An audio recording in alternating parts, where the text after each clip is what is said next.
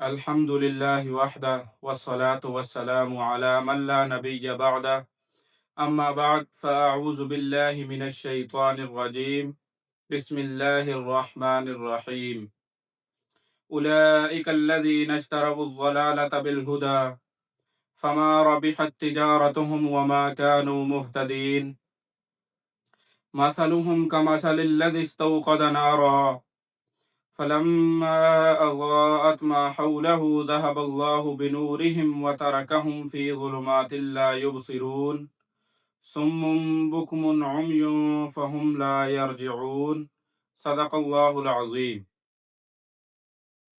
تو اللہ رب العزت فرماتے ہیں کہ یہ وہ لوگ ہیں جنہوں نے ہدایت کے بدلے گمراہی خرید لی، سو ان کی تجارت نفع مند نہ ہوئی اور نہ وہ ہدایت پر چلنے والے ہیں۔ تو اس آیت میں اللہ رب العزت نے یہ بیان فرمایا ہے کہ منافقین نے ہدایت کے بدلے میں گمراہی کو خرید لیا۔ اللہ جل شانہ نے ہر شخص کو فطرت ایمان پر پیدا فرمایا، پھر عقل اور ہوش بھی دیا، اور انبیاء کرام علیہم السلام کو مبعوث فرمایا، کتابیں بھی نازل فرمائیں۔ اس سب کے باوجود اگر کوئی شخص ہدایت کو اختیار نہ کرے، گمراہی کو اختیار کرے، تو یہ ہدایت کے بدلے میں گمراہی کو خریدنے والا بن گیا۔ اس نے اپنی عقل و بصیرت کی پونجی جس کے ذریعے وہ ہدایت پر چل سکتا تھا، اس پونجی کو ضائع کر دیا اور گمراہی اختیار کر لی، یعنی اپنی پونجی گمراہی حاصل کرنے میں لگا دی۔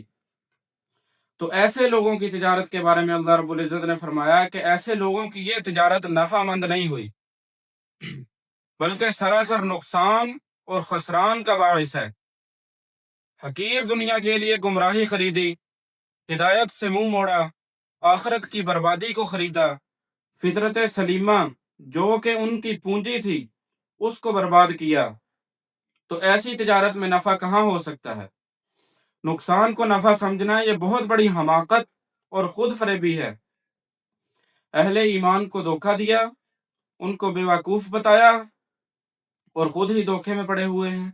اور تو دوسری آیت مبارکہ میں اللہ رب العزت نے فرمایا کہ ان کی مثال ایسی ہے جیسے کسی شخص نے آگ جلائی، پھر جب اس آگ نے اس شخص کے آس پاس کو روشن کر دیا تو اللہ تعالیٰ نے ان کی روشنی کو ختم کر دیا اور ان کو اندھیروں میں چھوڑ دیا کہ وہ دیکھ نہیں رہے ہیں۔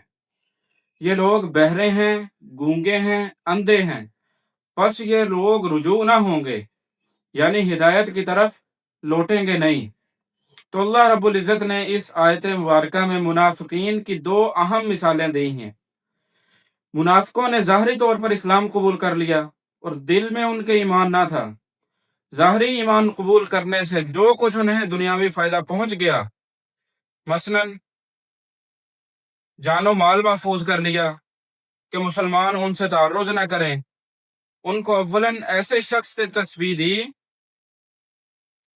کہ جو اندھیری رات میں آگ جلائے اور اس روشنی سے راستہ دیکھنے کا فائدہ حاصل کرنا چاہے، اور ان لوگوں کا جو انجام ہونے والا ہے کہ مرتے ہی سخت عذاب میں مبتلا ہوں گے۔ اس کو اس آگ کے بجھانے سے تشبیہ دی جس کو انہوں نے اپنی روشنی کے لیے جلایا تھا۔ دنیا میں جھوٹے منہ سے ایمان ظاہر کر کے ذرا سا فائدہ اٹھا لیا اور ہمیشہ کے لیے عذاب علیم میں گرفتار ہو گئے۔ جیسے کوئی شخص اندھیری رات میں آگ جلائے اور روشنی ہو جائے تو وہ روشنی اللہ شانہ ختم فرما دے، اور یہ آگ جلانے والا اندھیریوں میں حیران کھڑا رہ جائے، نہ کچھ دیکھ سکے نہ بوجھ سکے۔ منافقوں نے اپنے طور پر بڑی ہوشیاری کی کہ ایمان ظاہر کر کے دنیا کا کچھ فائدہ اٹھا لیا جائے، لیکن دل میں جو کفر گھسا ہوا تھا اس کی وجہ سے موت کے بعد جن مصیبتوں میں گرفتار ہوں گے اس کو نہ سوچا، اور کفر میں بڑھتے بڑھتے بڑھتے بڑھتے اس درجے تک پہنچ گئے کہ حق سننے کے قابل نہ رہے۔ گونگے بھی ہیں جن کے منہ سے کلمہ حق ادا نہیں ہو سکتا، اور اندھے بھی ہیں جو راہ حق دیکھ نہیں سکتے، اپنا نفع نقصان جاننے اور سمجھنے سے غافل ہیں۔ اس کے بارے میں اب نہ سوچا جائے کہ وہ حق کی طرف لوٹیں گے، اور دل سے مسلمان ہوں گے۔ اس لیے اللہ رب العزت نے فرمایا صم بکم عمي فهم لا يرجعون کہ یہ لوگ بہرے ہیں، گونگے ہیں، اندھے ہیں، پس یہ حق کی طرف لوٹ نہیں سکتے اب۔